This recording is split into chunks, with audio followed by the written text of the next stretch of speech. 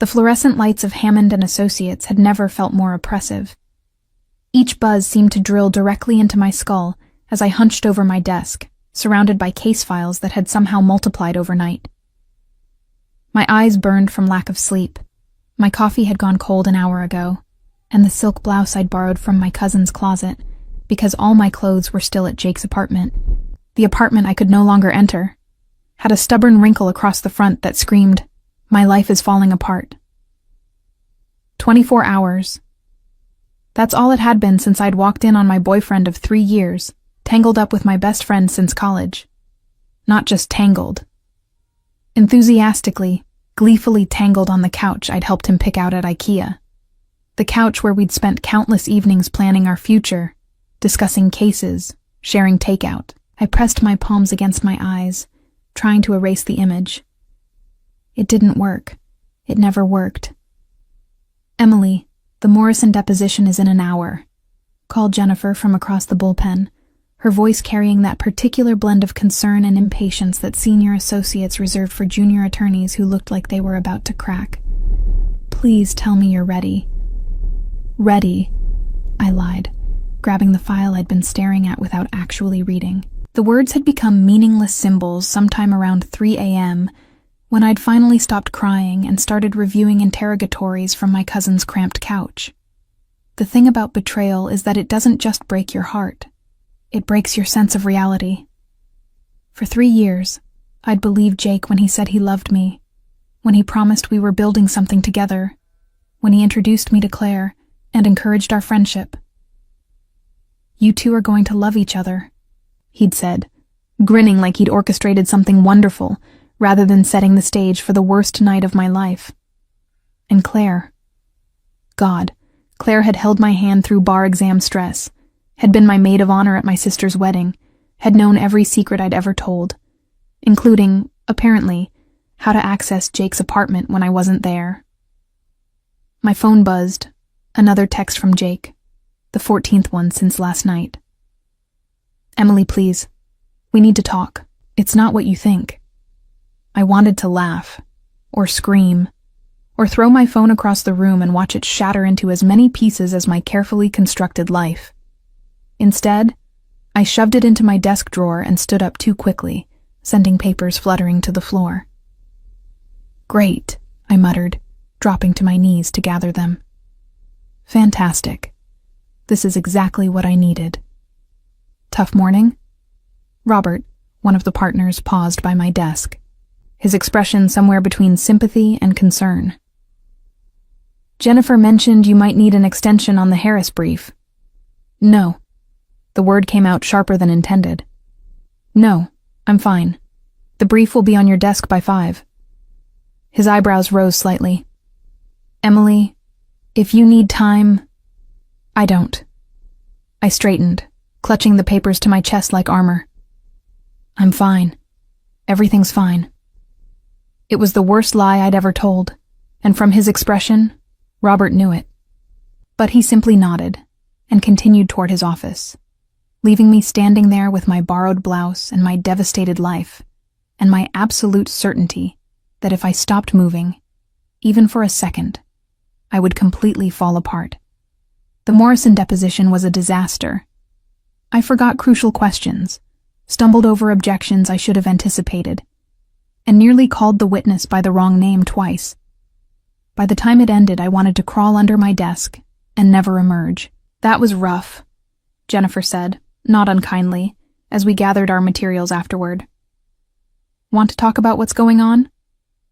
"No." I checked my watch. Nearly noon, and I still had to review the Harris brief, respond to discovery requests on the Patterson case, and somehow figure out where I was going to live since my cousin's couch was only a temporary solution. "I'm just tired. Emily." "I'm fine, Jennifer, really." I forced a smile that felt like it might crack my face. "Just need more coffee." I practically ran to the elevator, desperate to escape her concerned gaze and the suffocating walls of the office.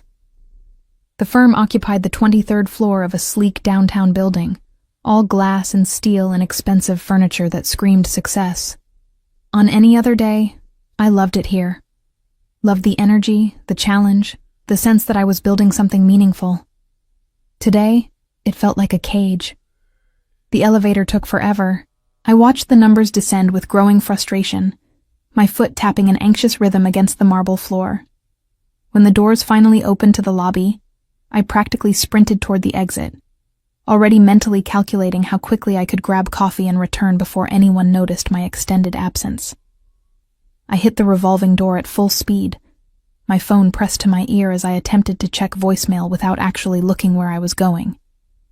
In retrospect, this was a terrible idea. The collision happened in slow motion. 1 second I was rushing forward, the next I was slamming into something solid and expensive smelling, my phone flying from my hand, my briefcase spilling open across the sidewalk, papers scattering in every direction like wounded birds attempting flight. Jesus, I gasped, stumbling backward. I'm so... Then I looked up. The man I'd crashed into was tall, intimidatingly tall, with broad shoulders encased in a charcoal suit that probably cost more than my monthly rent. Dark hair swept back from a face that could have been carved from marble, all sharp angles and cold perfection. But it was his eyes that froze me mid-apology. Gray, like storm clouds, assessing me with an intensity that made my skin prickle with awareness. He wasn't alone. 2 men in similar dark suits flanked him, their stances casual but alert in a way that suggested they were more than simple assistants. Security, maybe. Or bodyguards. "Watch where you're going," the man said, his voice low and controlled, carrying just enough edge to make it clear he was annoyed. Something in his tone snapped the fragile hold I had on my composure. Maybe it was the stress of the morning, or the sleepless night, or the 24 hours of trying to hold myself together while my life imploded. Whatever it was, instead of apologizing properly and moving on like a sensible person, I heard myself say, "Excuse me? You could at least say sorry for not watching where you were standing." His eyebrows rose a fraction of an inch. One of the security men shifted forward, but the tall man held up a hand, stopping him. "I was standing still," he pointed out, his voice maddeningly calm. "You were the one running." "Into you, because you were blocking the exit. The exit is quite wide. There was plenty of room if you'd been paying attention." My papers were still scattered across the sidewalk, pedestrians stepping around them with varying degrees of irritation. My phone lay face down on the concrete, probably shattered. And this man, this infuriating, arrogant man, was standing there looking at me like I was an amusing inconvenience rather than a person having the worst day of her life. "Apologize," I said, crossing my arms. His lips curved slightly. Not quite a smile, but something close to it. Something that made my stomach do an unexpected flip. "No. No? No." He glanced at his watch. Expensive. Platinum, naturally. And then back at me. "I have a meeting. Perhaps you should focus less on demanding apologies and more on watching where you're going." He moved around me with fluid grace, his security detail following, leaving me standing there with my mouth open and my blood boiling. I heard one of the guards chuckle as they disappeared into the building. "Unbelievable," I muttered, dropping to my knees to gather my scattered papers. Absolutely unbelievable. It took 10 minutes to collect everything, and by the time I made it to the coffee shop, I'd missed my window. No time for proper coffee, just a bitter espresso shot I downed in one gulp before rushing back to the office. The afternoon passed in a blur of work I barely remembered doing. The Harris brief somehow got written, though I had no recollection of typing half of it. Discovery requests were answered. Phone calls were returned. I moved through the motions like an automaton, my mind stuck on a loop between Jake's betrayal and that infuriating man's refusal to apologize. By 6 p.m., the office had mostly cleared out. I should have left too. Should have gone back to my cousin's couch and tried to figure out my next move. Instead, I remained at my desk, staring at my computer screen without seeing it. "Emily Turner?" A voice from the doorway made me look up. Jennifer stood there with an expression I couldn't quite read. "Robert wants to see you. Conference room B." My stomach dropped. Did I miss something? The brief was filed on time. The deposition notes are done. Just go. She smiled, but it looked strained. He said it was important. Conference room B was where partners met with clients. All leather chairs and expensive artwork and windows overlooking the city. I'd only been in here twice, both times to observe senior attorneys handling major cases. My hands shook slightly as I smoothed down my borrowed blouse and pushed open the heavy door. Robert sat at the head of the polished mahogany table, flanked by two other partners. And across from them, lounging in a chair like he owned the building, which, for all I knew he might, was the man from the sidewalk. Those storm-gray eyes found mine immediately, and this time, his smile was unmistakable. "Miss Turner," Robert said, gesturing to an empty chair. "Please sit. We have a new client who specifically requested you for his legal team." I couldn't move, couldn't breathe, couldn't process what was happening. The man's smile widened slightly. "Hello again," he said, his voice carrying that same controlled amusement from earlier. "I believe we got off on the wrong foot this afternoon. Let me properly introduce myself." He stood, extending his hand across the table.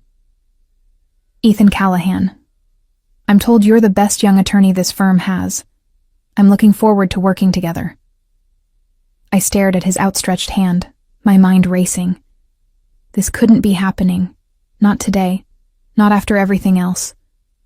But Robert was watching me expectantly, and the other partners looked pleased, and Ethan Callahan's hand remained extended, waiting.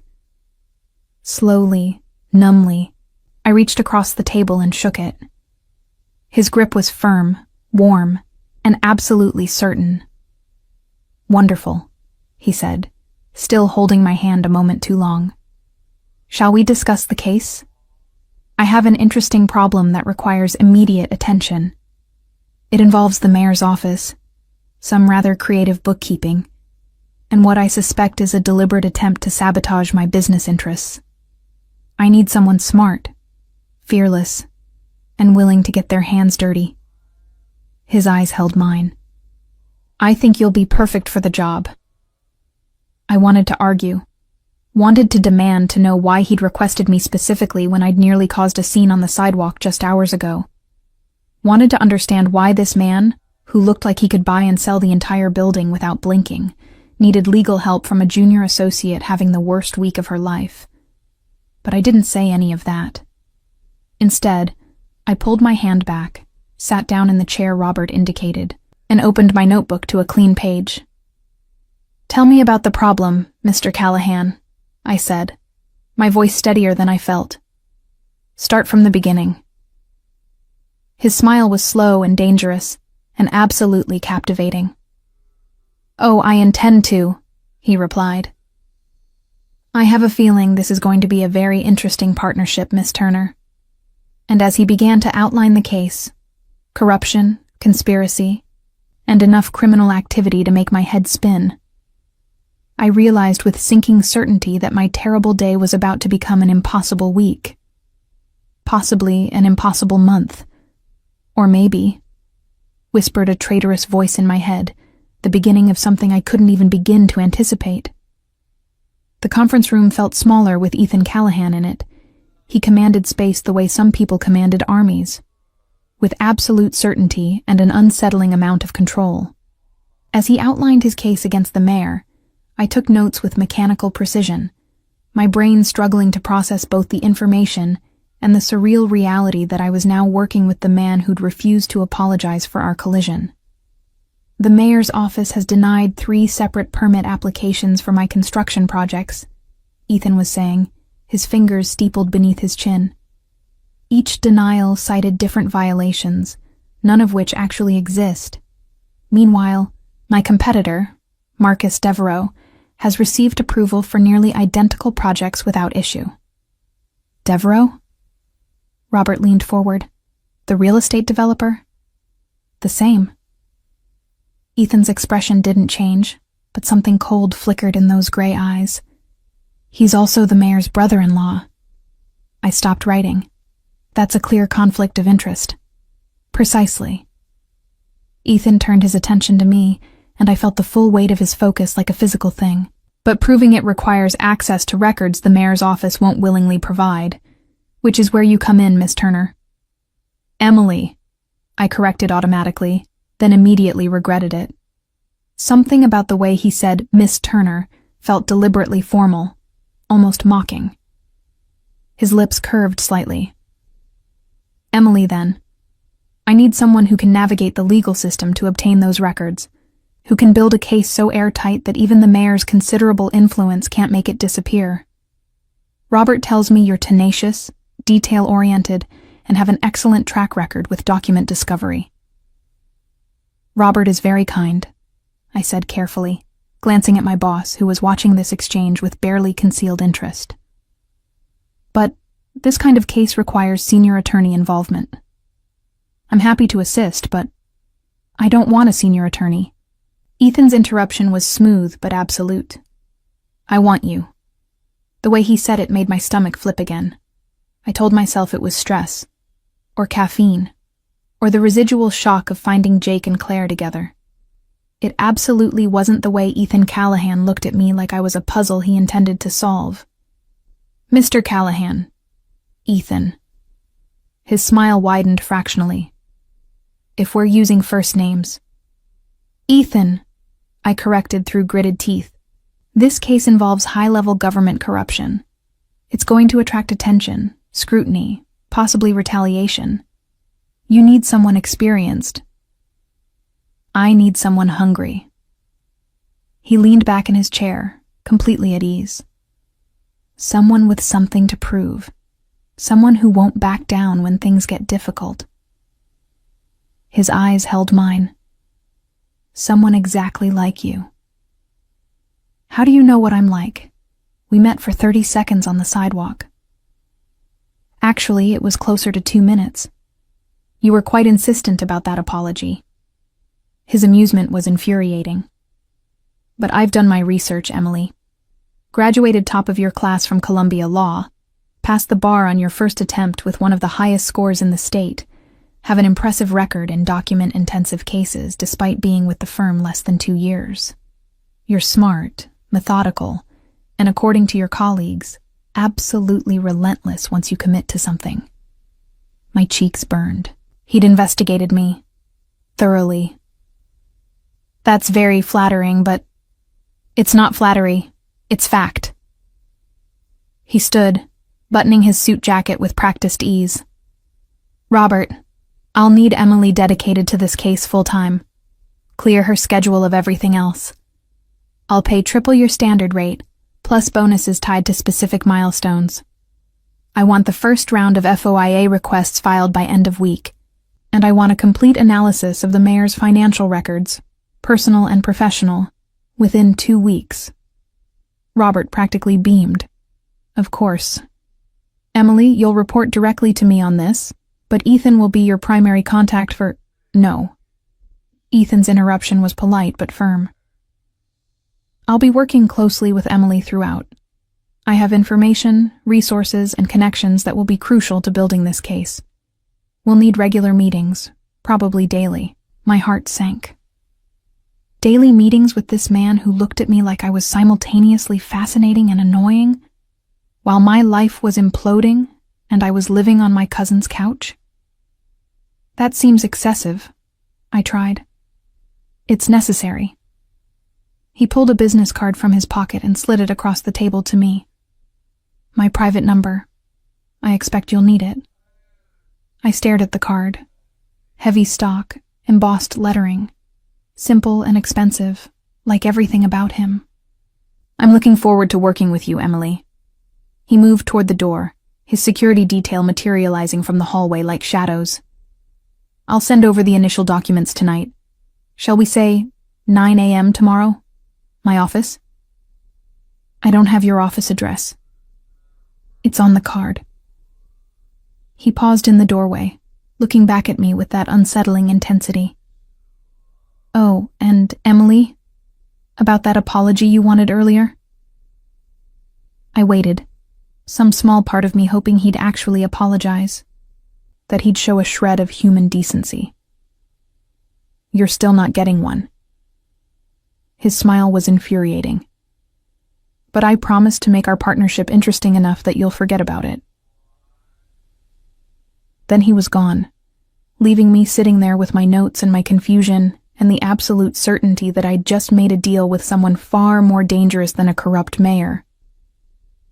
Well, Robert said, still beaming, that went excellently. Emily, this is a huge opportunity. Ethan Callahan doesn't work with just anyone, and if you handle this well, it could make your career. What exactly does he do? I asked, flipping through my notes. He mentioned construction projects, but real estate development primarily. Also owns several restaurants, a hotel chain, various other ventures. Robert's tone was carefully neutral. He's very successful, very connected. Connected how? Robert's pause was telling. The kind of connections that make a case like this possible. Don't worry about the details, Emily. Just focus on the legal work. That's your job. But I was already worrying, because something about Ethan Callahan didn't add up. The security detail, the calculated way he'd requested me specifically, the absolute certainty in his voice when he talked about taking down the mayor. It all pointed to someone who operated in worlds far removed from legitimate business. After the meeting ended, I returned to my desk and immediately Googled Ethan Callahan. The results were extensive but oddly vague. Lots of mentions in business journals, some society page photographs from charity events, a few articles about his real estate developments, but nothing that explained the aura of controlled danger that surrounded him, or why he needed bodyguards for a simple meeting with attorneys. I was deep in research when my phone buzzed with an email notification. The sender, Ethan Callahan. The subject line, background materials, confidential. The attachment was massive. I downloaded it, my curiosity overwhelming my better judgment, and found myself staring at hundreds of pages of financial records, permit applications, email correspondence, and what appeared to be surveillance photographs of the mayor meeting with various individuals in locations clearly chosen for their privacy. Jesus, I muttered, scrolling through. This wasn't just a case. This was a full-scale investigation. My phone rang. Unknown number. Emily Turner, I answered absently, still scrolling. Did you receive my email? Ethan's voice, smooth and certain even over the phone. Yes, this is... I struggled for words. This is a lot. That's just the beginning.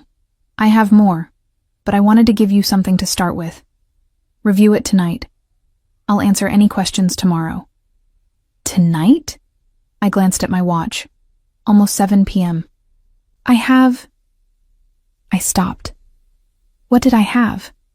Nowhere to live, no one to go home to, nothing but an empty evening stretching ahead while I tried not to think about Jake and Claire. Something more important than the biggest case of your career? Ethan's tone suggested he already knew the answer.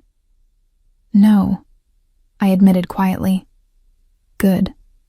Then I'll see you at 9 a.m. sharp. Don't be late, Emily. I value punctuality. He hung up before I could respond. I sat there for a long moment, staring at my phone, before I noticed it. A plain manila envelope on my desk that definitely hadn't been there before the meeting. No marking, no sender information. With trembling fingers, I opened it. Inside was a single photograph. Me, walking into my apartment building, Jake's apartment building, 2 days ago. And beneath it, 5 words printed in block letters. Stay away from Callahan. My blood ran cold.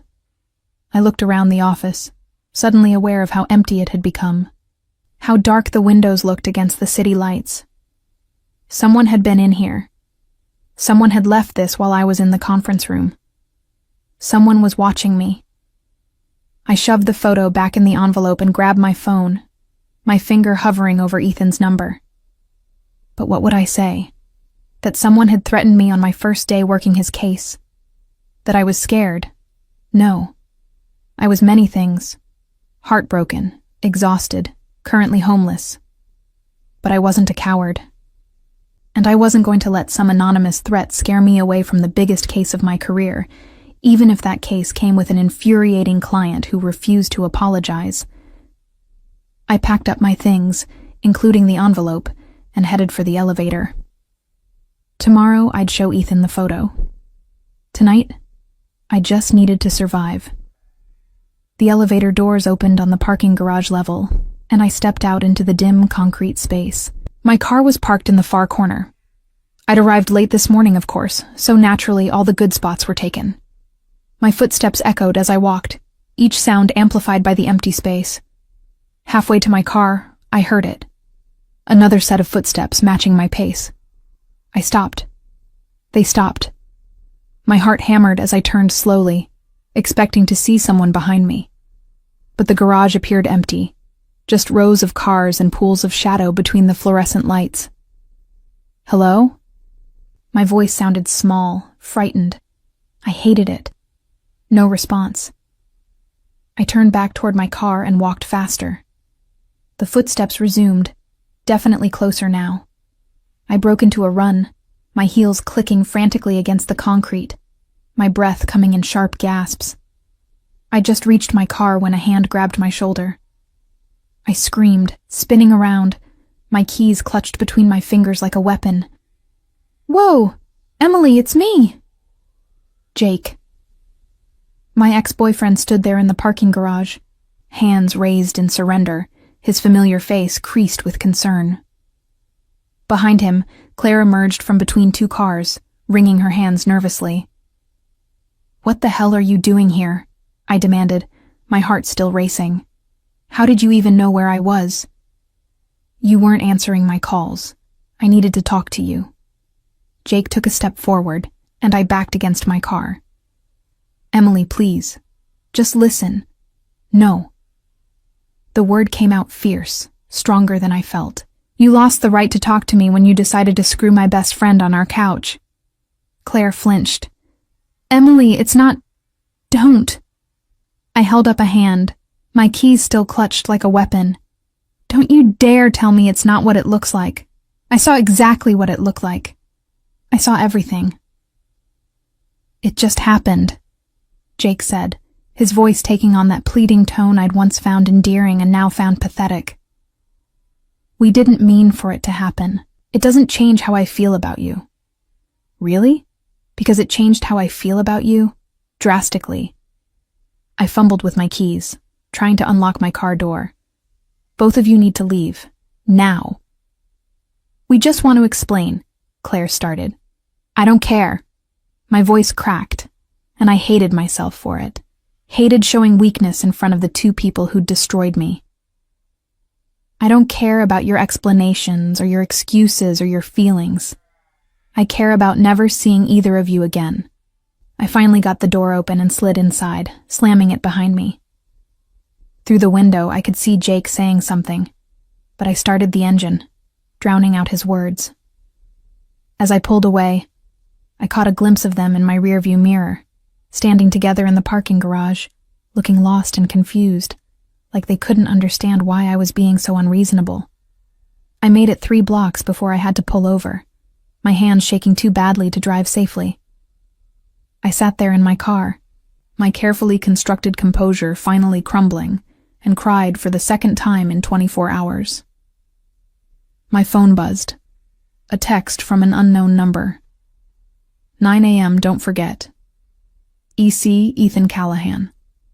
Already checking on me, already making sure I'd show up tomorrow. I stared at the message, then at the manila envelope sitting on my passenger seat with its threatening photograph.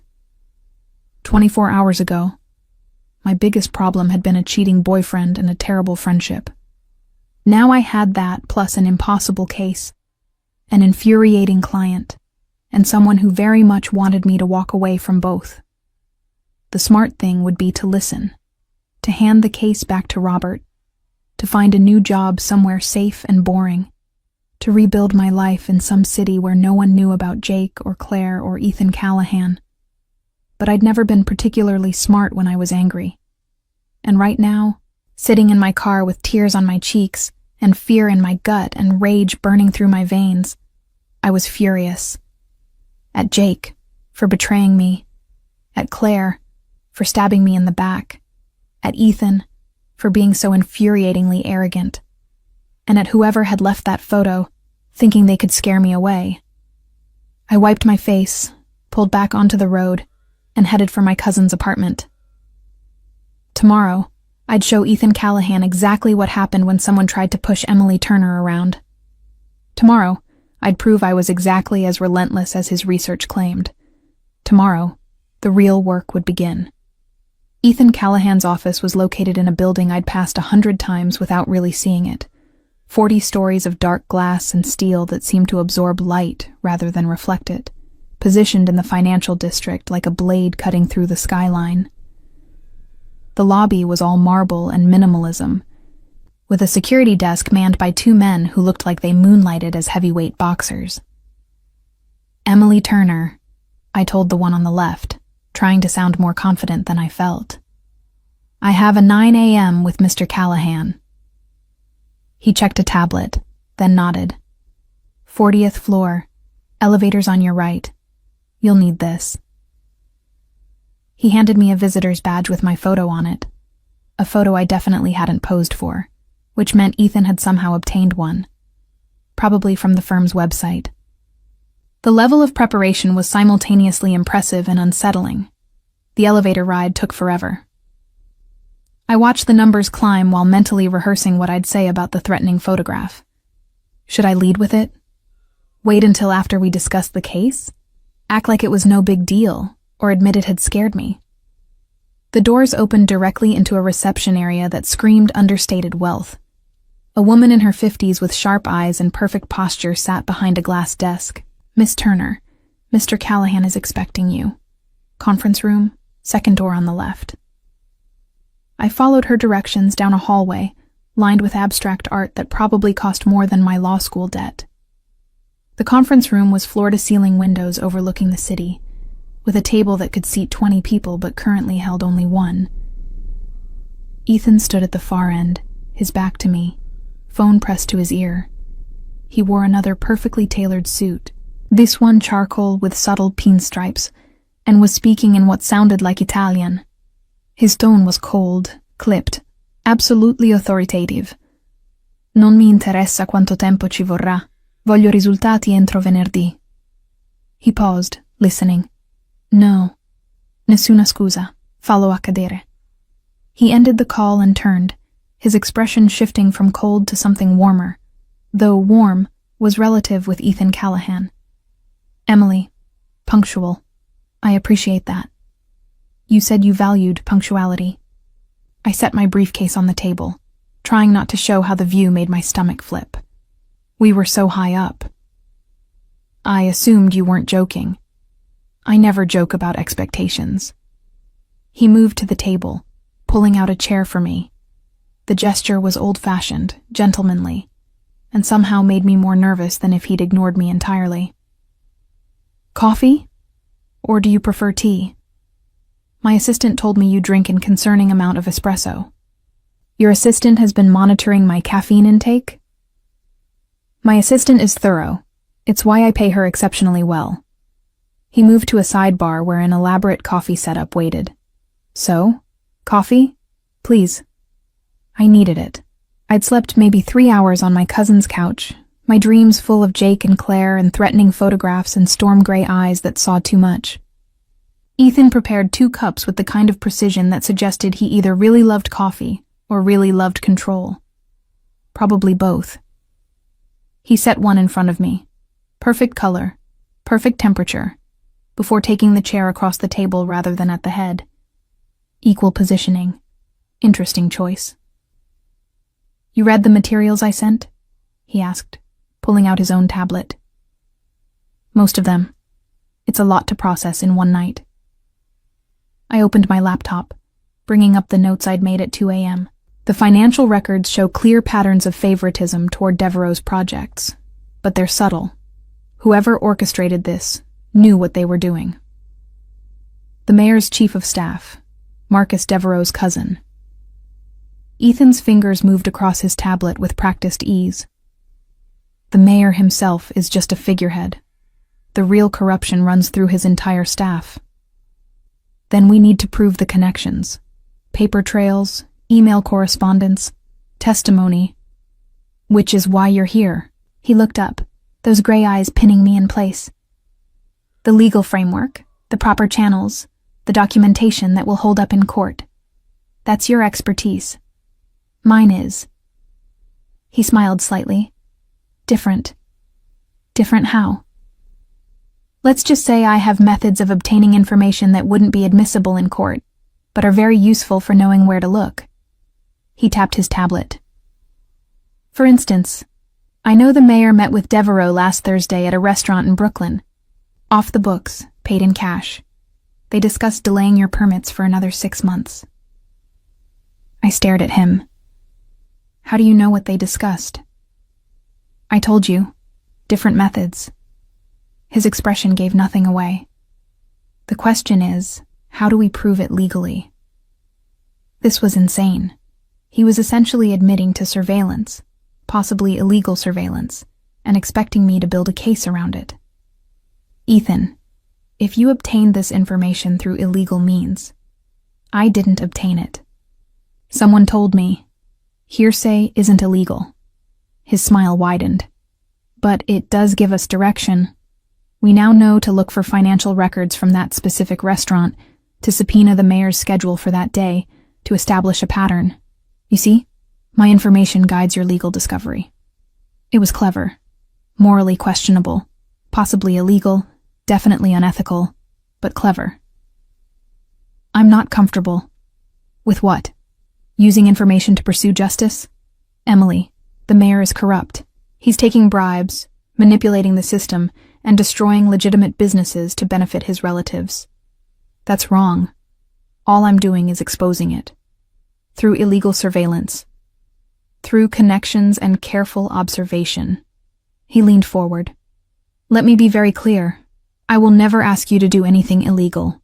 Your role is to work within the system, to use proper legal channels, to build an airtight case. My role is to provide you with information and resources to make that possible. We both stay in our lanes. Your lane includes wiretapping? My lane includes knowing people, lots of people, some of whom happen to overhear interesting conversations.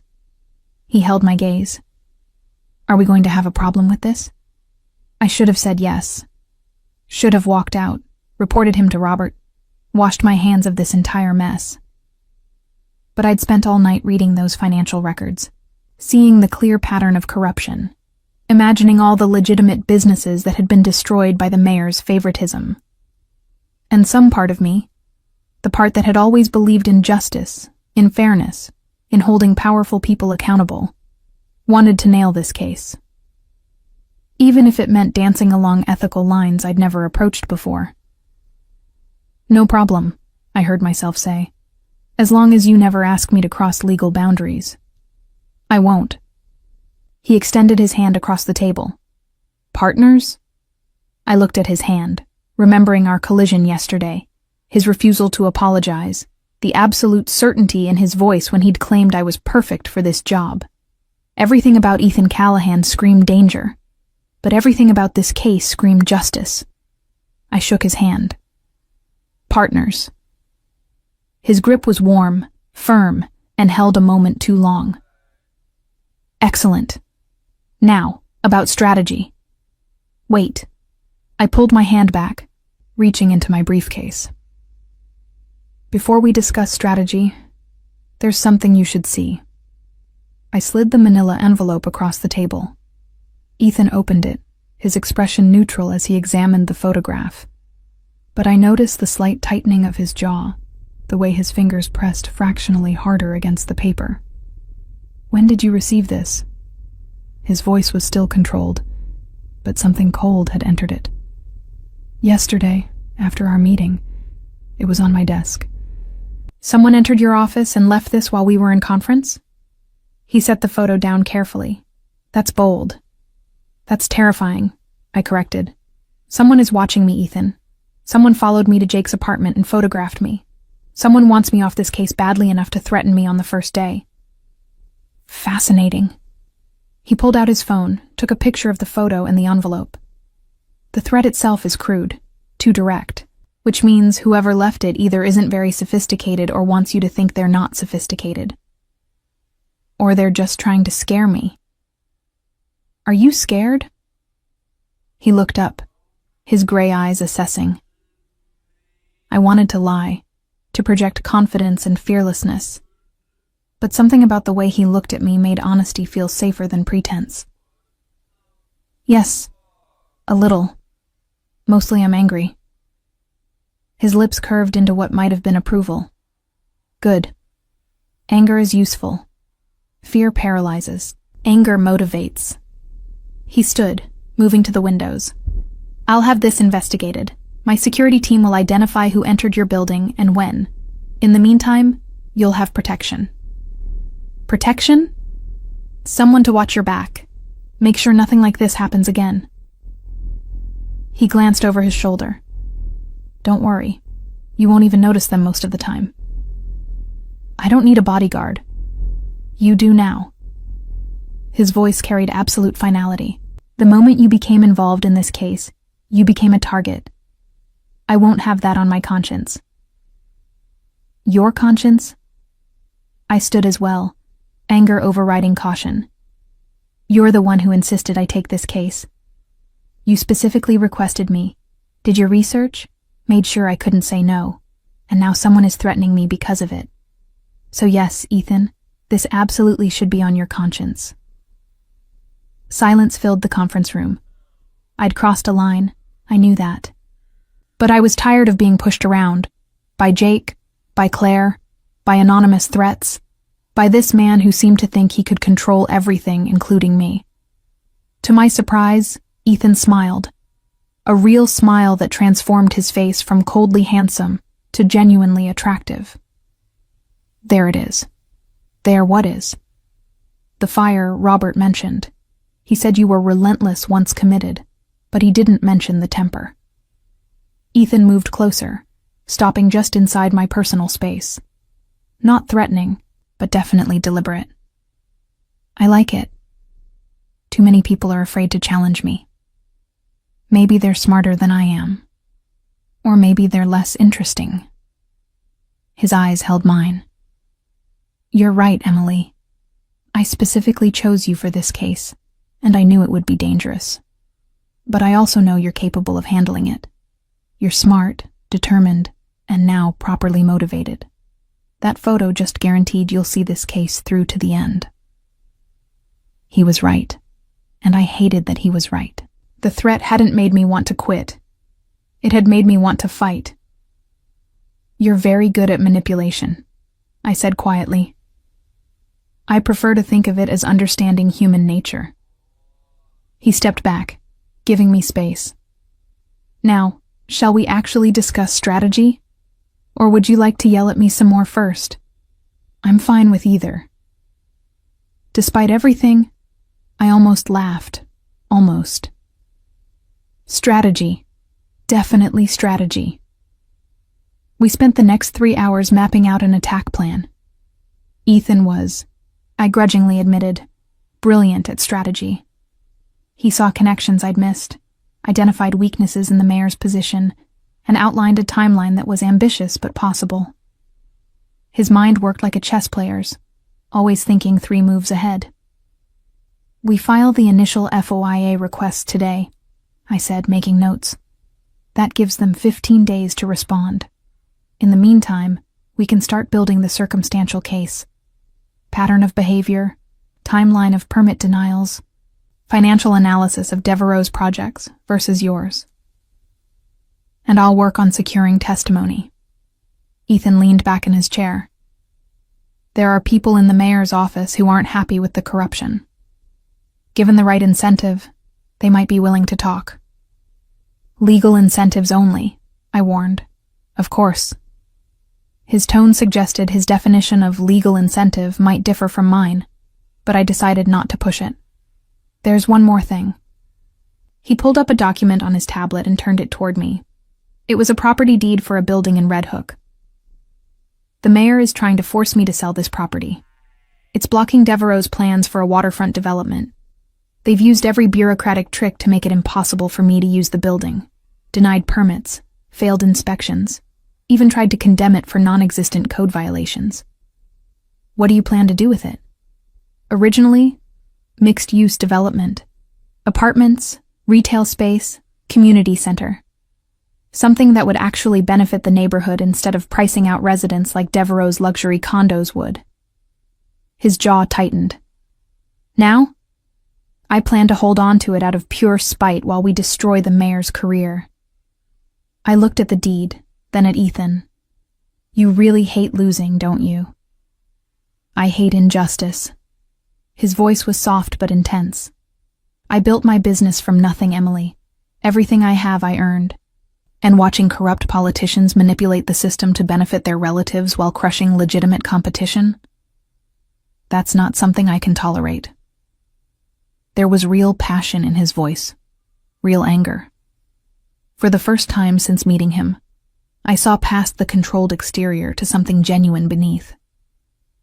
Then let's make sure we win, I said. His smile returned, sharp and satisfied. I knew I chose correctly. We worked through lunch, sandwiches delivered by his assistant, who seemed to anticipate our needs before we voiced them, and into the early afternoon. By the time I finally checked my watch, it was nearly 3 p.m. I should get back to the office, I said, packing up my laptop. I need to draft these FOIA requests and get them filed today. My driver will take you. Ethan stood, buttoning his suit jacket. And Emily, about the protection. You'll meet him tomorrow morning. His name is Marcus. No relation to Devereaux, before you ask. Former Secret Service. Very good at his job. This really isn't necessary. It is to me. His voice softened slightly. I chose you for this case because you're the best person for it. That means I have a responsibility to keep you safe while you do it. Let me fulfill that responsibility. I wanted to argue, but I was too tired, and truthfully, too grateful. The photograph had scared me more than I wanted to admit, and knowing someone capable would be watching my back made the fear more manageable. Thank you, I said quietly. Don't thank me yet. His expression turned serious. This is just the beginning, Emily. Things are going to get worse before they get better. More threats, more pressure, possibly actual danger. If you want out, tell me now. I thought about Jake and Claire, about the life I'd thought I was building that had collapsed in a single night, about the threatening photograph and my cousin's lumpy couch, and the overwhelming feeling that I'd lost control of everything. And then, I looked at Ethan Callahan, at this dangerous, controlled man who saw something in me worth investing in, who'd given me a case that could define my career, who was offering protection and partnership in equal measure. I'm not backing down, I said firmly. Let's destroy them. His smile was slow and absolutely devastating. Now you're speaking my language. His driver, a silent man who handled the luxury sedan like it was an extension of himself, dropped me at the firm. I rode the elevator to the 23rd floor, my mind already drafting FOIA request language, and didn't notice anything wrong until I reached my desk. Everything was gone. My computer, my files, my coffee mug with world's okayest lawyer that my sister had given me. All of it. Vanished. Emily! Jennifer's voice made me turn. She was hurrying across the bullpen, her expression a mixture of concern and something else. Relief? Robert's been trying to reach you. Where have you been? Client meeting. Why? Dread pooled in my stomach. Jennifer, where's my stuff? Your office. She smiled, though it looked strained. "Robert moved you this morning. Corner office on the 24th floor. Partner track accommodation for the Callahan case." I stared at her. "What?" "Ethan Callahan called Robert this morning. Said you'd need proper space and resources for this case. So Robert cleared out Wilson's old office, after he retired last month, and moved you up there. Your new space is amazing, Emily. Window view, private bathroom, actual square footage. You're going to love it." I should have been thrilled. A corner office was something most associates didn't get for years. It was recognition, status, proof that I was being taken seriously. But all I could think was that Ethan Callahan had once again made decisions about my life without asking me first, had arranged things to suit his preferences, had used his influence to manipulate my circumstances. "Great," I said, forcing enthusiasm into my voice. "That's great." Jennifer's smile became more genuine. "Everyone's talking about it, about you. Landing a client like Callahan on your second year. That's huge, Emily. You're going to make partner before you're 30. "Yeah." I picked up my briefcase, suddenly exhausted. "Where's the elevator to 24? She pointed. I thanked her and headed toward it, my mind spinning. The new office was, objectively, amazing. Corner windows overlooking the city, a desk that was actual wood instead of laminate, bookshelves, a sitting area, and yes, a private bathroom. My belongings had been neatly arranged, my computer set up and running. A card sat on the desk. I opened it. "Congratulations on your promotion. You'll need the space for everything coming next. EC." I sank into my new chair, expensive, ergonomic, infinitely more comfortable than my old one, and stared at the card.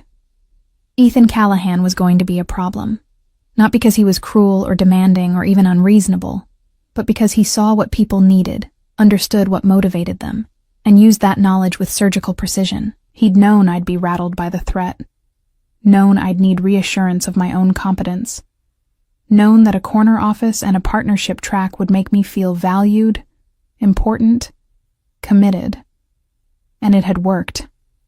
I was committed now, fully invested in this case and in proving I deserved this office and the faith he'd placed in me.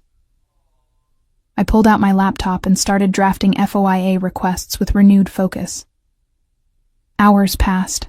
The sun set over the city. My phone buzzed with texts from my cousin asking where I was, from Robert congratulating me on the promotion, from Jake saying he needed to talk. I ignored all of them and kept working. At some point, Chinese food appeared on my desk, courtesy of Jennifer, who poked her head in to say she was leaving but thought I might be hungry. I ate mechanically, barely tasting it, my entire focus on the case. It was nearly midnight when I finally stopped. My FOIA request drafted and filed electronically, my initial case outline complete. I stood, stretching muscles that had gone stiff from sitting too long, and looked out at the city lights. Somewhere out there, the mayor was sleeping peacefully, unaware that his corruption was about to be exposed. Somewhere out there, Ethan Callahan was probably still working, plotting 3 moves ahead like always. And somewhere out there, whoever had left that threatening photograph was watching, waiting to see if I'd back down. I smiled at my reflection in the window. They were going to be very disappointed. The next morning, I arrived at the office at 7 a.m. to find a man leaning casually against my new door. He was maybe 40, built like someone who spent serious time in the gym, with close-cropped hair and the kind of alert stillness that screamed military training. "Emily Turner?" He straightened, extending his hand. "Marcus Bennett. Mr. Callahan asked me to provide security." At 7 in the morning? I fumbled with my keys, trying not to be obvious about assessing him. "Don't you people sleep?" "I sleep, just not when I'm working." His handshake was firm, professional.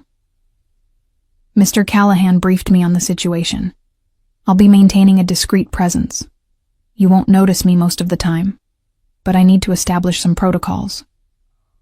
Protocols. I unlocked my office, gesturing him inside. This sounds ominous. Basic stuff. Don't vary your routine without notifying me. Always park in well-lit areas. If you notice anyone following you or anything suspicious, call me immediately. He handed me a card. That's my number. It's monitored 24/7. I took the card, adding it to the collection Ethan had already given me. At this rate, I'd need a separate wallet just for Callahan-related contacts. Has Ethan always been this prepared? Marcus's lips twitched in what might have been amusement. Mr. Callahan doesn't leave things to chance, especially when it involves people he values. He barely knows me. He knows enough. Marcus moved to the window, scanning the street below with practiced efficiency. And he's invested in your success. That makes you worth protecting. Invested in my success. The words should have been reassuring. Instead, they made me nervous.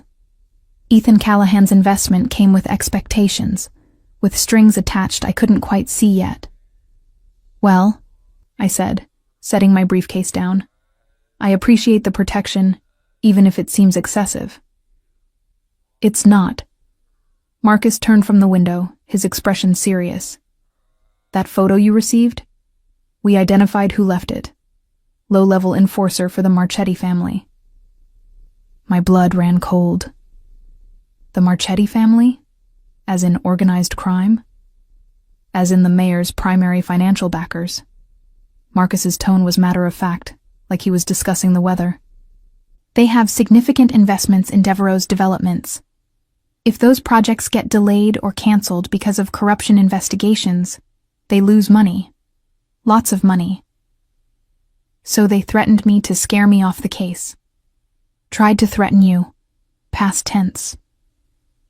Something hard entered Marcus's eyes. Mr. Callahan made it very clear that you're under his protection. They won't be sending any more photos. I didn't ask what made it very clear meant. I wasn't sure I wanted to know. Okay, I said slowly.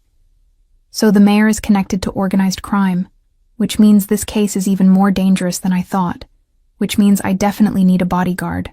Does that about cover it? That covers it. Marcus moved toward the door. I'll be in the lobby. You need anything, call. After he left, I sank into my expensive new chair and tried to process this information. The mayor wasn't just corrupt. He was connected to the mob. Which meant Ethan was taking on the mob by going after the mayor. Which meant I was taking on the mob. My phone rang. Ethan, of course. You met Marcus? He asked without preamble. Yes. He told me about the Marchetti family connection. Good. I wanted you fully informed. Papers rustled on his end. The mayor will receive your FOIA request today. I expect he'll refuse to comply, claim executive privilege or some similar nonsense. That's fine. We'll use his refusal to establish a pattern of obstruction. Ethan, I closed my eyes. You're taking on the mob. I'm taking on corrupt politicians who happen to be funded by organized crime. There's a difference. Is there? Yes. The mob operates through fear and violence. I operate through legal channels and strategic planning. He paused. Well, mostly legal channels. That's not reassuring. It's not meant to be reassuring. It's meant to be honest.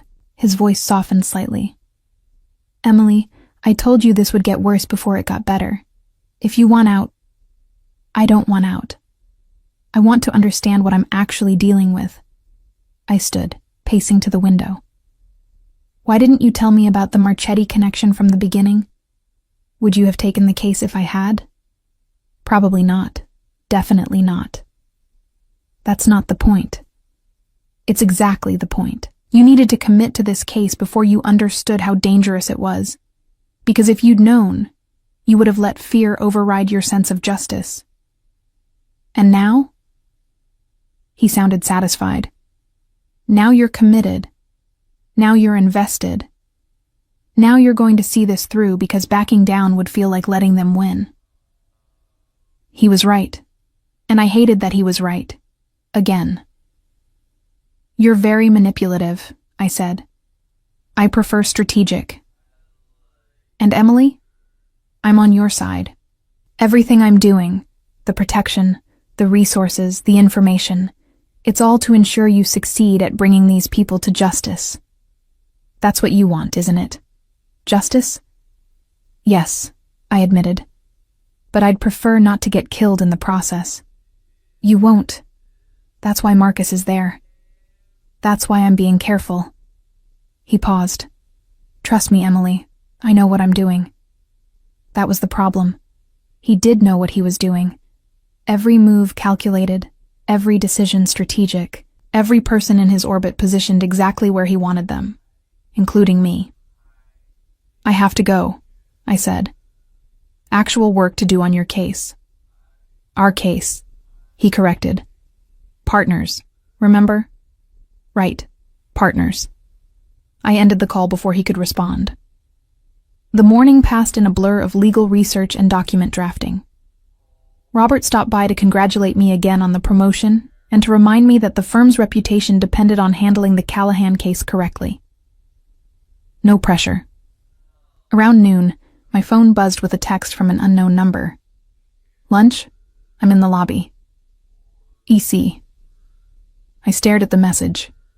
Ethan was here, at my office, without warning. I should have been annoyed. Instead, I found myself checking my reflection in the window, smoothing down my hair, making sure my blouse was wrinkle-free, which was ridiculous. This was a professional relationship, a working partnership. The fact that he was ridiculously attractive and infuriatingly compelling had nothing to do with anything. I grabbed my purse and headed downstairs, where I found Ethan leaning against a marble column, looking like he owned the building. Which, for all I knew, he might. "Lunch?" he asked, pushing off the column. "There's a place 2 blocks from here that makes excellent pasta." "You came all the way downtown to have lunch?" "I came downtown for a meeting. Lunch is convenient timing." He gestured toward the door. "Unless you'd prefer to eat at your desk? Though I should warn you, I have questions about the FOIA timeline, and those are easier to discuss over food." "Work lunch. Professional. Nothing weird about that." "Fine," I said. "But somewhere quick. I have a deposition prep this afternoon." The restaurant was small, tucked into a side street I'd walked past 100 times without noticing. The hostess greeted Ethan by name, led us to a corner booth that offered privacy, and excellent sightlines to both the entrance and the kitchen. Marcus materialized at a table near the door, his presence unobtrusive but reassuring. "You eat here often?" I asked, sliding into the booth. "Often enough." Ethan ordered wine without looking at the menu, then turned his attention to me. "Tell me about the FOIA requests. What's our timeline looking like?" We spent the first half of lunch discussing legal strategy. Ethan had follow-up questions about every aspect of my filings, pushing me to justify my approach, suggesting alternatives I hadn't considered. It should have been annoying. Instead, I found myself energized by the intellectual sparring, by the way he challenged my assumptions and made me defend my positions. "You missed something," he said, after I'd explained my reasoning for one particular request. "What?" "The mayor's personal financial records. You requested the office's finances, but not his personal accounts. Because those aren't subject to FOIA.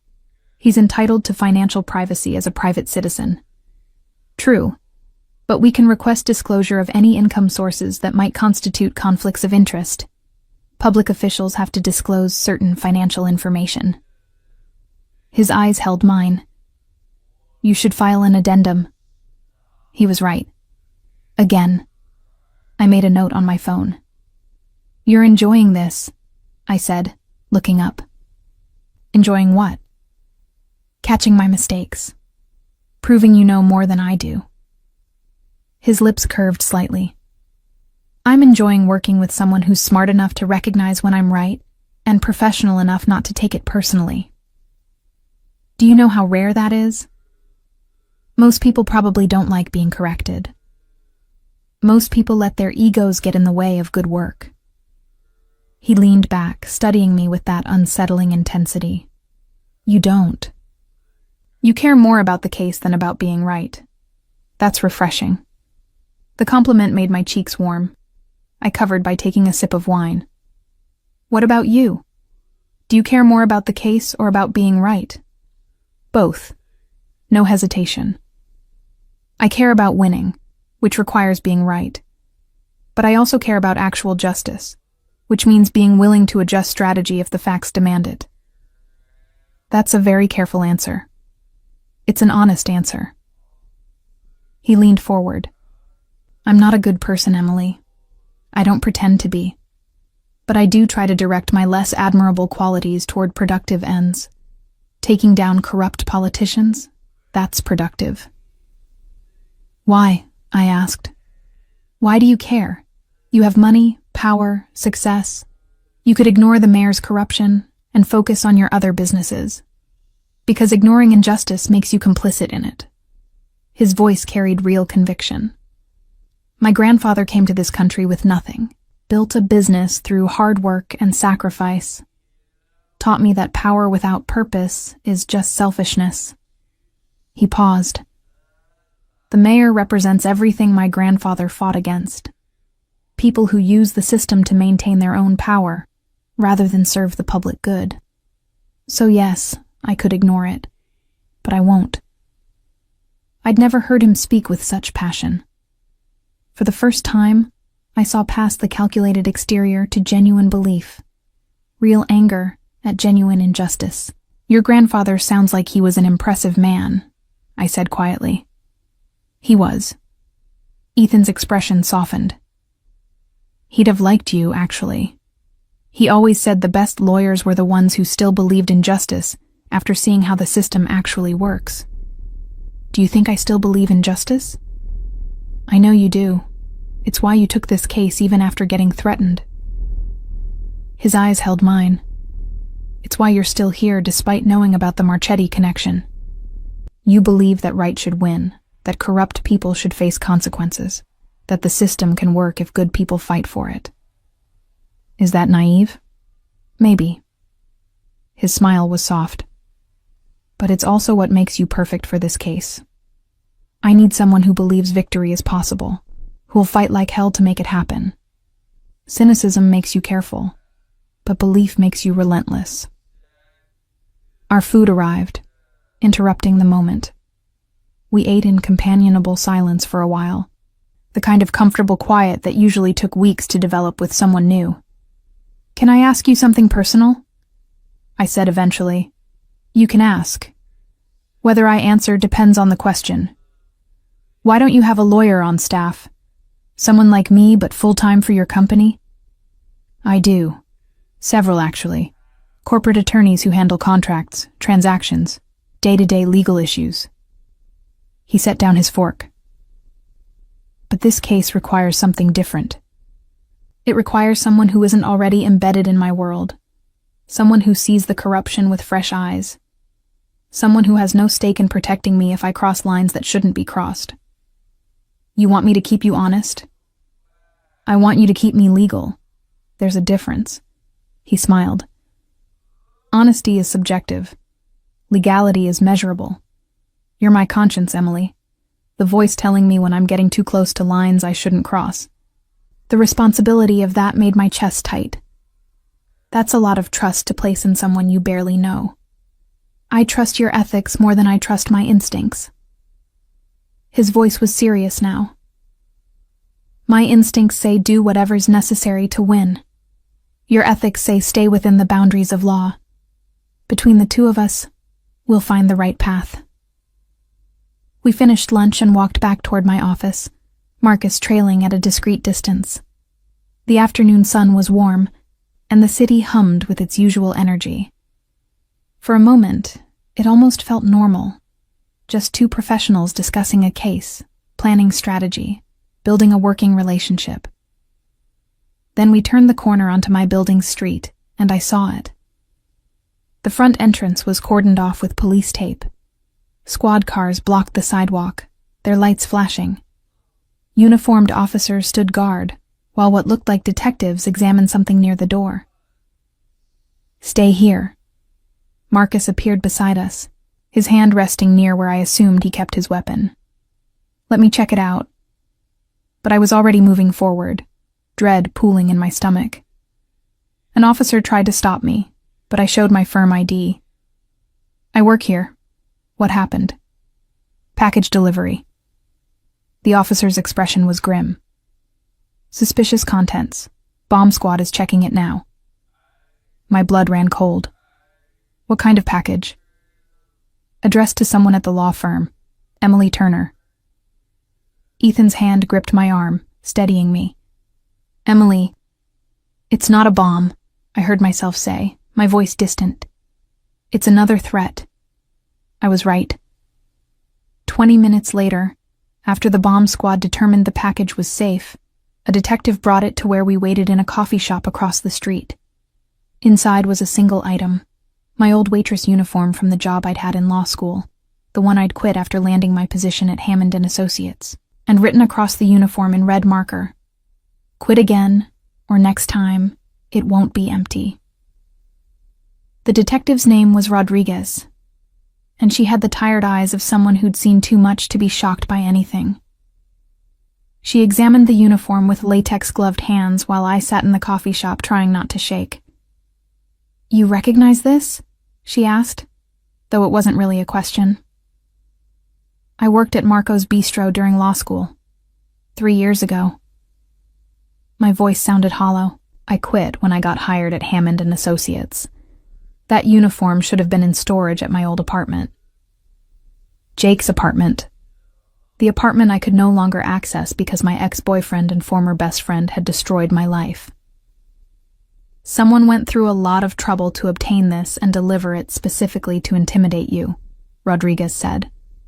"Combined with the previous photograph, we're looking at a pattern of targeted harassment. I'd like to formally open an investigation." "No." Ethan spoke for the first time since we'd sat down. His voice was quiet but absolutely final. "No police investigation." Rodriguez's eyebrows rose. "Mr. Callahan, Ms. Turner is being threatened. That's a crime. A crime that would become public record the moment you open a case file, which would alert everyone involved that we know we're being threatened, which would make them more careful." Ethan's expression was controlled, but I could see the anger beneath. "Emily is under private security. The threats will be handled." "Handled how, exactly?" Rodriguez's tone suggested she had theories about Ethan Callahan's methods of handling things. "Legally." His smile didn't reach his eyes. "Within appropriate boundaries, but privately." Rodriguez looked at me. "Ms. Turner, this is your call." I should have insisted on the police investigation. Should have let the proper authorities handle this through proper channels. But I knew Ethan was right. Going public would tip off the mayor and the Marchetti family, would make them more cautious, would potentially destroy our case before we could build it. "No investigation," I heard myself say. "Not yet. If the threats continue or escalate, I'll reconsider." Rodriguez didn't look happy, but she nodded. "Your choice. But I'm keeping this uniform as evidence, and I'm documenting this incident. If something happens to you, at least there'll be a record." After she left, Ethan and I sat in silence. Marcus had positioned himself near the door, his attention split between us and the street outside. The coffee shop was mostly empty, just a few students with laptops and an elderly couple sharing a pastry.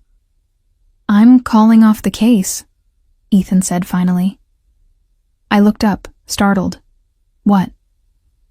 "This has gotten too dangerous. I won't have your safety on my conscience." He pulled out his phone. "I'll contact Robert. Tell him to reassign the case to a senior partner with more security resources." "No." I grabbed his wrist, stopping him from dialing. "Absolutely not. Emily. They're trying to scare me off. If I quit now, they win. My grip tightened. Is that what you want? To let corrupt politicians and organized crime win because they made a few threats? I want you alive and unharmed, he said flatly. The case isn't worth your life. Maybe not to you, but it is to me. I released his wrist. For 3 years, I let Jake control my life. Dictated where I went, who I saw, how I dressed. I gave up parts of myself because it was easier than fighting. And then I found him with Claire, and I realized I'd lost myself completely trying to keep him happy. My voice cracked slightly. I won't let fear control me again, Ethan. I won't let anyone make me small. Not Jake. Not the mayor. Not the Marchetti family. I'm seeing this case through. Ethan studied me with those intense gray eyes. You're sure? I'm sure. Then we increase security. Marcus will be with you constantly. You move out of your cousin's place into a secure location I'll arrange. No variations in routine without advance notice. And Emily? His voice hardened. At the first sign that threats are becoming action, we pull you out. Non-negotiable. Agreed. I took a shaky breath. So what's next? Next, we make them regret threatening you. Ethan pulled out his tablet, his fingers moving with controlled fury. The FOIA denials came through this morning. Just as predicted, the mayor's office claimed executive privilege and refused to provide the requested documents. Then we file a motion to compel, and we leak to the press that the mayor is refusing transparency. Ethan's smile was cold. Public pressure is a beautiful thing. By tomorrow morning, every newspaper in the city will be questioning what he's hiding. That's aggressive. They sent you a death threat. I'm done being subtle. He looked up. Unless you have objections. I thought about that uniform, about someone going through Jake's apartment to find it, about the message scrawled across it, about living in fear or living in fight. No objections, I said. Let's destroy them. We spent the next 2 hours in that coffee shop, planning strategy with the kind of focused intensity that made everything else fade away. Ethan called contacts at 3 different newspapers, each conversation brief and precisely worded. By evening, the story would break. By morning, the mayor would be scrambling. You're good at this, I observed, watching him end another call. At what? Manipulation. At seeing the whole chessboard. Most people focus on the piece directly in front of them. You see how everything connects. It's survival. He set down his phone. In my world, the people who only see one move ahead don't last long. You have to anticipate consequences, plan for contingencies, always be 3 steps ahead of your enemies. Your world, I repeated. What exactly is your world, Ethan? He was quiet for a long moment. Are you asking if I'm connected to organized crime? Are you? No. But I operate in spaces adjacent to it, which means I understand how it works. His gaze held mine. My businesses are legitimate, Emily. Every dollar is taxed, every employee legal, every transaction documented. But I know people who aren't as careful, and sometimes knowing those people is useful. Useful how? Useful like knowing that the Marchetti family has significant financial exposure in Devereaux's waterfront project, that they've leveraged properties to fund it, mortgaged businesses, taken out loans they can't afford if the project falls through. He smiled slightly. Information like that can be very motivating when encouraging people to cooperate with investigations. You're going to blackmail the mob into cooperating? I prefer strategic negotiation, and yes. His expression was absolutely serious. Emily, these people respond to power. We have to demonstrate that we're more powerful than they are, that threatening you was a mistake, that backing down is their safest option. It was insane, brilliant, but insane. And if they don't back down, they will. because the alternative is losing everything when their corruption is exposed and their financial house of cards collapses. He leaned forward. Trust me. I know what I'm doing. That phrase again. Trust me. As if trust was something simple, something easily given rather than carefully earned. But looking at Ethan Callahan, at the controlled fury in his eyes and the absolute certainty in his voice, I found myself believing him. Found myself trusting that this dangerous, calculating man would keep me safe while we burned down everything corrupt around us. Okay, I said. I trust you. Something shifted in his expression, something almost like surprise. You shouldn't. Probably not. I smiled despite everything. But I do anyway. The secure apartment Ethan arranged was in one of his buildings, a high-rise in a trendy neighborhood with doormen and security cameras, and the kind of quiet luxury that whispered money. The apartment itself was furnished but impersonal, like a very expensive hotel room. It's temporary, Marcus said, showing me around. Just until the immediate threat level decreases. You'll have 24/7 security monitoring, and I'll be in the building whenever you're here. This seems excessive for a couple of threats, I said, though privately I was grateful. Mr. Callahan doesn't take chances with people under his protection. Marcus checked the windows, the locks, the sight lines. Especially not you. Why especially me? Marcus looked at me like I'd asked why water was wet. Because you matter to him. Anyone with eyes can see that. I matter to him. The words echoed in my head long after Marcus left. They shouldn't have meant anything. This was a professional relationship, a working partnership, nothing more. But my traitorous heart beat faster at the thought that I might be more than just a useful attorney to Ethan Callahan. My phone buzzed. Text from Ethan. Settled in? Yes, it's very nice. Thank you. Marcus will bring dinner at 7. Rest. Tomorrow we go on the offensive. I should have been nervous, terrified even. Instead, I felt energized, ready, like I'd finally stopped running from my problems and started running toward solutions. My phone buzzed again. Different number. Jake. Emily, please. We need to talk. This isn't fair. You won't answer my calls. You won't see me. You're shutting me out completely. I know I hurt you, but you're hurting me too. Just give me a chance to explain.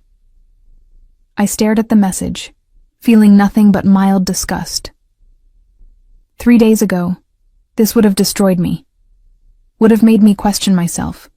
Wonder if I was being too harsh, too unforgiving. Now, after death threats and mob connections and working with a man who saw my strength rather than my weakness, Jake's manipulation seemed pathetic.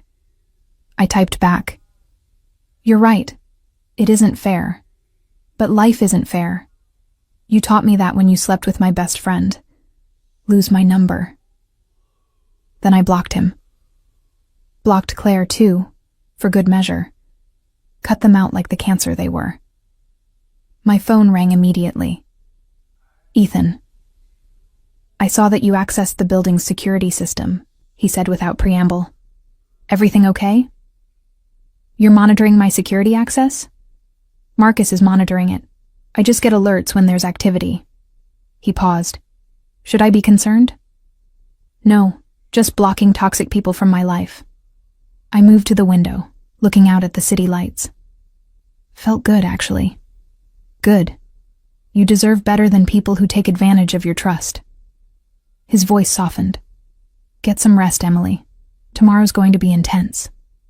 After he hung up, I stood at the window for a long time, thinking about trust and danger and the strange partnership I'd fallen into with a man who was either my salvation or my downfall. Possibly both. The next morning, the headlines were everything Ethan had promised. Mayor refuses transparency in corruption probe, screamed the Times. What is City Hall hiding? Demanded the Post. By noon, 3 city council members had called for an independent investigation. By evening, someone had broken into my new apartment.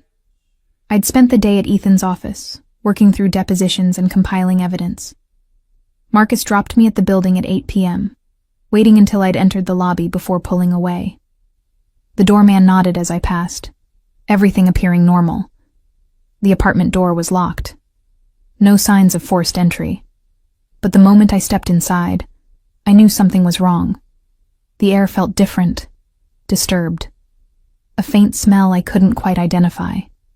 My briefcase was by the door where I'd left it this morning, my coffee mug in the sink, everything exactly as it should be. Except the window was open 3 inches. I'd closed it before leaving. My phone was in my hand, Marcus's number dialing, when I saw it. A piece of paper on the kitchen counter, held down by a knife. An actual knife. Blade stuck into the expensive countertop. "Marcus," I said when he answered, my voice surprisingly calm. "Someone's been in the apartment. Get out, now. Don't touch anything. I'm 2 minutes away." I backed toward the door, but curiosity made me pause long enough to read the note without touching it. Block letters again, red ink that looked disturbingly like blood. "Final warning. Drop the case or drop dead." Then I was in the hallway, pulse hammering, waiting for Marcus to arrive. When he did, he had 2 other security personnel with him. They swept the apartment with military precision while I stood in the corridor, trying not to shake. "Clear," Marcus announced after 10 minutes. But they were definitely here. Searched your belongings, went through your files, disabled the security camera in the hallway. Professional work. How did they get past building security? That's what I'm going to find out. His expression was grim. Mr. Callahan needs to know about this immediately. Ethan arrived 20 minutes later, moving through the building like a storm system. I'd never seen him anything less than perfectly controlled, but now his fury was visible in every line of his body. "Show me," he demanded. Marcus led him to the apartment. I followed, watching as Ethan examined the note without touching it, his jaw tight with suppressed rage. "Marchetti's people," he said finally. "They're escalating." "How do you know?" "The knife. It's a signature move. Old school intimidation." He pulled out his phone. "This ends tonight. What are you going to do?" "What I should have done after the first threat. Make it very clear that you're untouchable." He made a call, spoke in rapid Italian, his voice cold and absolutely authoritative. When he ended it, he turned to Marcus. "Take Emily to my place. Private elevator, penthouse level. Post security in the lobby and on the floor. No one gets up without my explicit authorization." "Your place?" I stared at him. "Ethan, I can't." "You can, and you will." His voice left no room for argument. "Whoever got into this apartment bypassed my building security, which means someone on my staff is compromised. That takes time to investigate and correct. In the meantime, you stay where I know you're absolutely safe." "And where is that?" "With me." The penthouse was exactly what I'd expected from Ethan Callahan. Sophisticated, expensive, and surprisingly impersonal. Floor-to-ceiling windows overlooking the city, furniture that looked like it belonged in a museum, and art that probably cost more than most houses. But no photographs, no personal items, nothing that revealed who actually lived here. "Guest room is down that hall," Ethan said, gesturing. "Private bathroom, walk-in closet. I'll have some of your things brought over tomorrow." "Ethan, this is too much. It's necessary." He loosened his tie, the first time I'd seen him look even slightly disheveled. "Emily, they broke into a secure building, disabled cameras, and left a death threat. This isn't games anymore. This is real danger. I know that, but I can't hide in your penthouse forever." "Not forever, just until we've neutralized the threat." He moved to the bar, pouring 2 glasses of whiskey without asking if I wanted one. "Which will happen very soon." "How?" He handed me a glass, by making them more afraid of me than they are motivated by money. I took a sip, the whiskey burning pleasantly. That sounds ominous. It's meant to. He took his own drink to the windows, looking out at the city. The Marchetti family operates on fear and reputation. So do I. The difference is, I have legal leverage they don't. Tomorrow we're filing a motion to compel that will expose every financial connection between the mayor, Devereaux, and the Marchettis. We're going to make it impossible for them to continue operating in the shadows. And you think that will stop the threats? I think once they realize we have enough evidence to destroy them, and that killing you would only guarantee their destruction gets made public, they'll back down. He turned to face me. It's game theory. We have to make cooperation more beneficial than violence. I moved to stand beside him at the window. The city sprawled below us, millions of lives being lived, millions of stories playing out. Somewhere out there, the mayor was probably panicking. Somewhere, the Marchetti family was planning their next move. And here I was, in Ethan Callahan's penthouse, drinking his whiskey and trusting him with my life. Why are you really doing this? I asked. And don't tell me it's about justice or your grandfather. There has to be more. He was quiet for so long I thought he wouldn't answer. Then, when I was 16, my father lost everything to corrupt officials who demanded bribes he couldn't pay. They shut down his business, seized his assets, destroyed his reputation. He had a heart attack 6 months later. Died believing he was a failure. My chest tightened. Ethan. He wasn't a failure. He was a good man who refused to play a corrupt game, and the system punished him for it. Ethan's voice was carefully controlled, but I heard the old pain beneath. I swore I'd never be that powerless again, that I'd build something strong enough to fight back against corruption, to protect people who couldn't protect themselves. Is that what I am? Someone who needs protection? No. He looked at me, and something in his eyes made my breath catch. You're someone who deserves a world where fighting for justice doesn't require courage, because the system actually works. But until we build that world, you need protection. And I need you to believe this fight is worth having. The intensity in his voice, in his gaze, made my heart race. This wasn't just about the case anymore. Maybe it never had been. I do believe, I said quietly. Even when I'm terrified, even when they threaten me, I still believe we're doing the right thing. Good. He reached out, his fingers brushing along my jawline in a touch so gentle it made me shiver. Because I need that belief, Emily. I need you to remind me why we're fighting when my instincts say just destroy them all and be done with it. I thought I was supposed to keep you legal, not moral. They're connected. His thumb traced my lower lip, and I forgot how to breathe. Legality is just morality enforced by power. You remind me that power should serve justice, not just self-interest. I should have stepped back, should have maintained professional distance, should have remembered that mixing personal feelings with professional relationships was a terrible idea. Instead, I leaned into his touch. Ethan. Tell me to stop, he said softly. Tell me this is inappropriate, that I'm your client, that we should maintain boundaries. Tell me, and I will.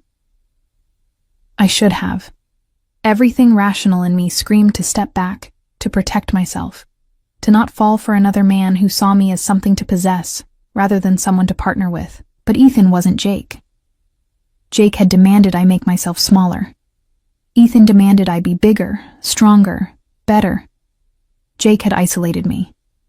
Ethan had given me protection and resources and trust. Jake had manipulated through weakness. Ethan challenged through strength.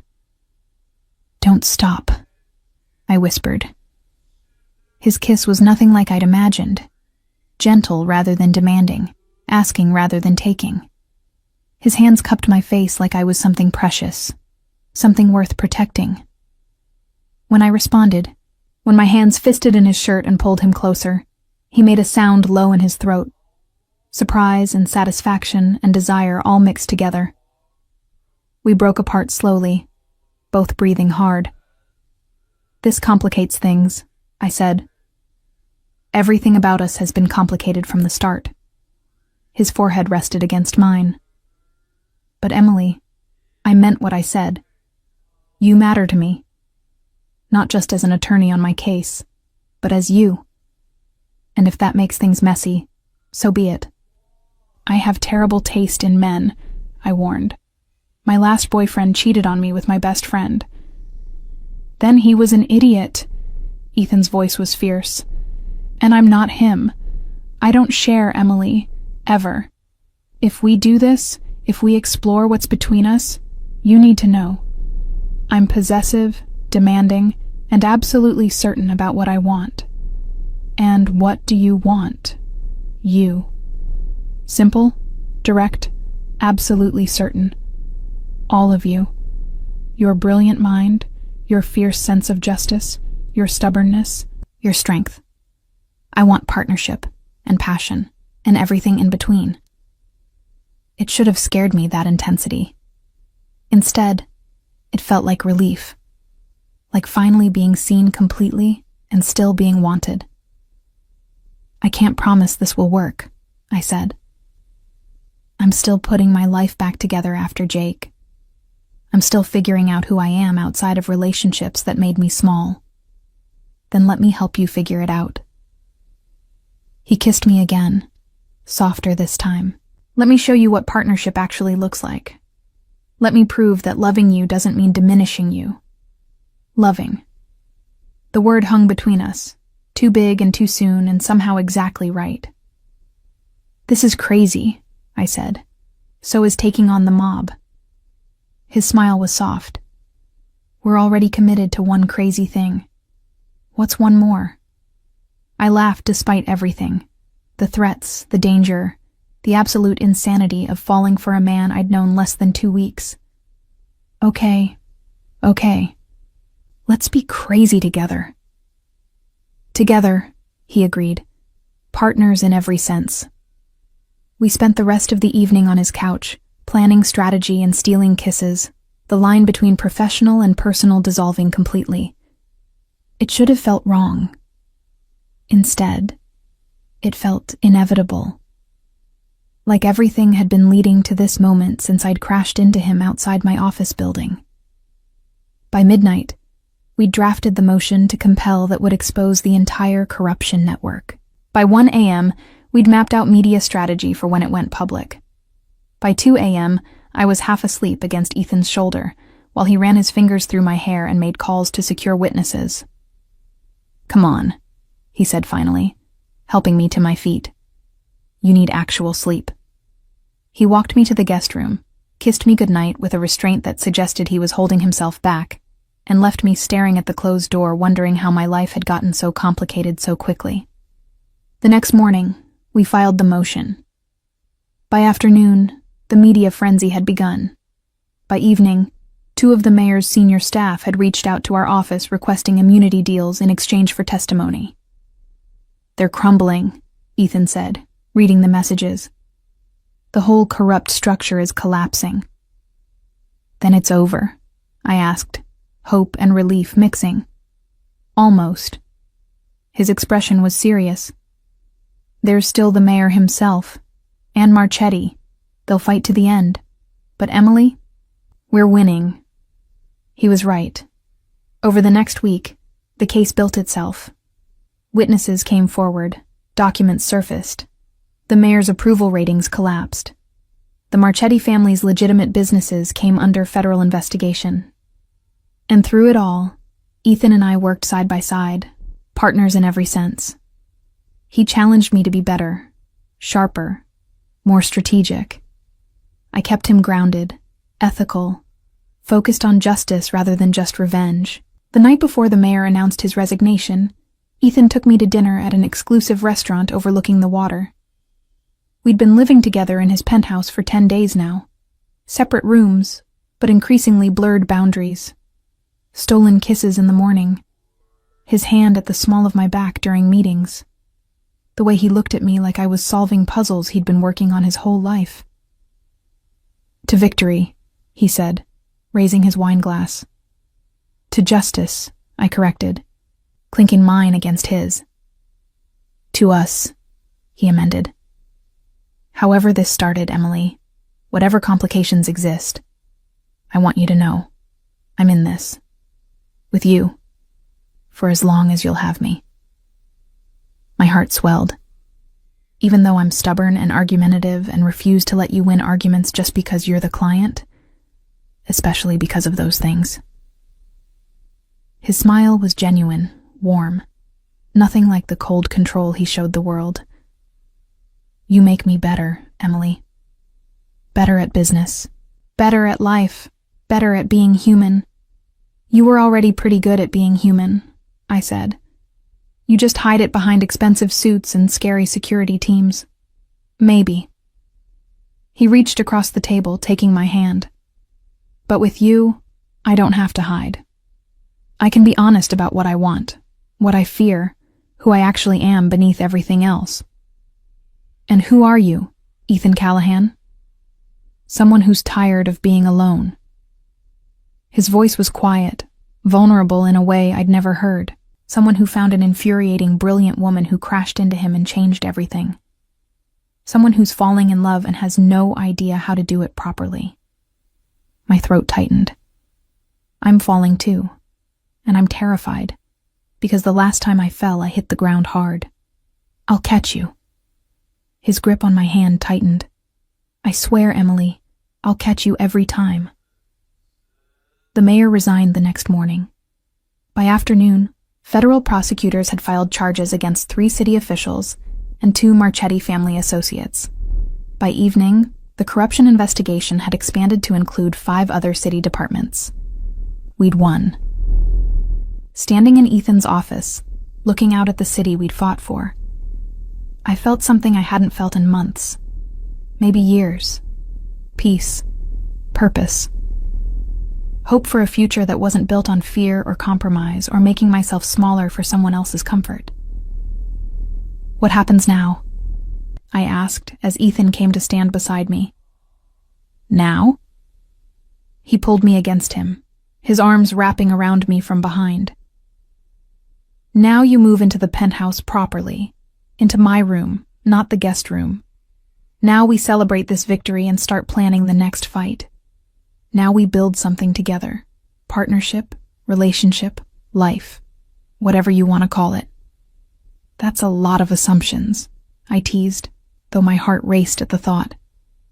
Tell me I'm wrong. His lips brushed my temple. Tell me you don't want this, us, everything we could be together. I turned in his arms, looking up at the man who'd claimed me from the moment we met. Who'd seen my strength when I felt weak, my potential when I felt lost, my worth when I felt worthless. You're not wrong, I admitted, about any of it. His smile was brilliant, transformative. Then say yes. To what, exactly? To us, to partnership, to building something real together. He cupped my face in his hands. To taking the next case, and the one after that, to fighting injustice side by side, to coming home to each other instead of empty apartments. To all of it, Emily. Say yes to all of it. I thought about Jake and Claire, about the life I'd thought I wanted that had collapsed so spectacularly, about the threats and the danger and the absolute insanity of the past 2 weeks. And I thought about Ethan. Infuriating, arrogant, brilliant Ethan, who'd given me space to be strong, resources to be effective, and partnership that felt like freedom rather than cage. Yes, I said, to all of it. He kissed me then, deep and claiming and full of promise, and somewhere in the city below, justice was being served. Corrupt officials were facing consequences. The system was working because we'd fought to make it work. But up here, in this office overlooking everything we'd won, I was falling in love with the man who'd refused to apologize for our collision. The man who'd seen me at my worst and believed I could be so much better. The man who'd turned my terrible day into the beginning of something extraordinary. "I'm still not apologizing," he murmured against my lips, "for running into you that day." I laughed, joy bubbling up from somewhere deep. "Good, because I'm not sorry either. Best collision of my life." "Ours," he corrected. "Best collision of our lives." Our lives. Together. Partners in every sense. Finally, beautifully,